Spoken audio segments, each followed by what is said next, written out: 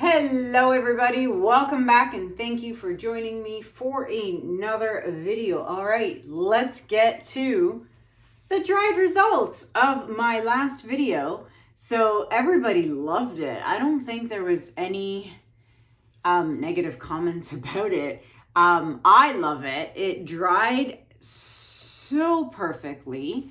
I am so thrilled with how this turned out. And again, I really didn't think the gray and the cream were going to be a hit with the browns. But boy, oh boy, was I ever wrong. I love it. It is available for purchase. It still needs a top coat of crystal resin, of course. But it is available for purchase. Look at it shimmer. Look at that. I love it. So, available for purchase. What else is available for purchase? My calendars. Calendars are still available if you're interested in a calendar, and of course tumblers. Oh, let me show you some new tumblers I did. Hold on. So let me show you some new tumblers. So this one's super cute. The sea turtles with the water and a sun. How cute. Super cute. So I did that. Here is another one. We've got a mountain forest with a bear. How cute is he? Super cute. And then I have a light blue with sea turtles. More sea turtles. How cute. Super cute. And then, do you remember I showed you my tumblers with the Bluetooth speaker? So here's one I did. It's got a rainbow underlay. How cute is this? So we've got the purpley pink, then turns to gold, and then blue, and purplish, and green. Like, I mean, this thing is so cool. And of course, the Bluetooth speaker, gotta love it. It's a party in a cup. I did the black one too, but I already packed it up and shipped it off to my customer. But these are so cool, and it comes with a straw. But yeah, I love these tumblers with the Bluetooth speaker, and I'm telling you, the music that comes out of this thing is pretty darn good. Like, I mean, the quality is pretty good. So if you are interested in any tumblers, you know what to do. Email me. We'll go through colors, cups, designs, all that fun stuff. So email me if you're interested. In fact, I'm just going to put these way back here in case I splatter any paint. But then again, I'm not very messy, so I don't see that happening, but accidents do happen. So, yes, so tumblers, calendars, any paintings available for purchase, you can email me at kanellaciraco@gmail.com. Next weekend is my workshop here in my studio in London, Ontario. And I hate to say it, but it is going to be the last workshop I do here in my home studio. I'm just too busy, and life is busy, and you know, I love doing them from home, but you know, I think that's it for home. I do plan on traveling more to the US and doing more in the US. Speaking of the US, I will be in Dallas, Texas in March. I was about to say September. I'll be in Dallas, Texas, March 14th to 16th for the Fluid Art Experience. And then I will be in Spokane, Washington, June 6th to 9th. So information for those two events, look in the description below the video and you'll see links to those events. All right, so clearly, as you can see, I'm doing green today. Green and gray. So my colors are my made up gray.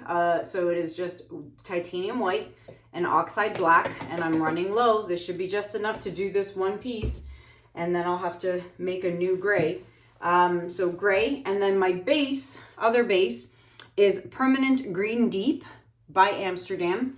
So what I did though is I mixed up my Permanent Green Deep and I added one pea-sized drop of oxide black just to kind of darken it up and give it more of that smoky look. So I did add one drop of black, okay? And the colors, I'm gonna tell you in a minute, I mix everything with water and American Floetrol. For those of you who are new watching and want to learn or know how I mix my paints with the ratios, check out video number 434. I will link it up here at the top. Click on that link and you will get a full tutorial on how I mix my paints. All right, so colors I'm using today are Pearl Lime Green by Arteza. Then I have Phthalo Green by Amsterdam. Then we have Pearl Pistachio Green by Arteza. Then I have Brilliant Green by Amsterdam. Pearl Cream by Arteza. And then topping it off is the Veridian Hue by TriArt. I don't know if I've ever used that, but I'm excited to see because it's a really rich, dark, deep green. I was going to use Iridescent Green Yellow by Pebeo, but because it's got yellow in it, it kind of looks gold, and I didn't want any yellow hues or tones in this green painting, so that is why I didn't use it. But hey, if you like that, go for it. All right, I'm going to flood my canvas, and I'll be right back.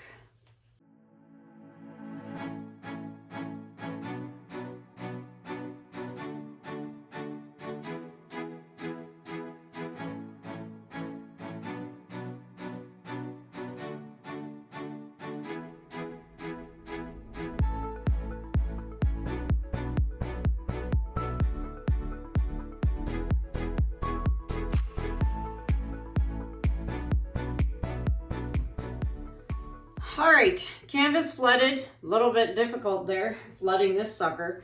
All right, so let's get started here. And my lines got a little wonky here, but that's okay. So when they get wonky, you've got to follow your path. Do not, you know, stray away from that. Just stay on whatever path it ended up going.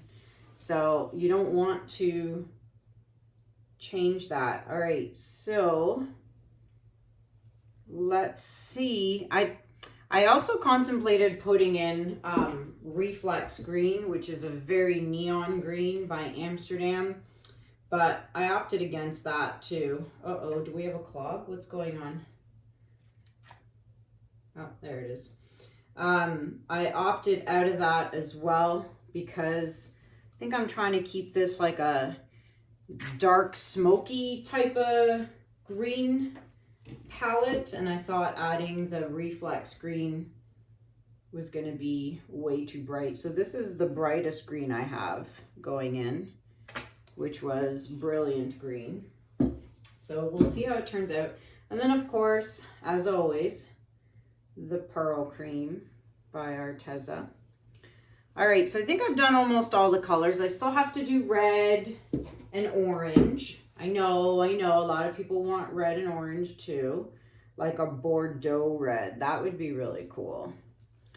All right, but I'm trying to think what other colors there are that aren't part of like the rainbow that I haven't done yet. What is going on here?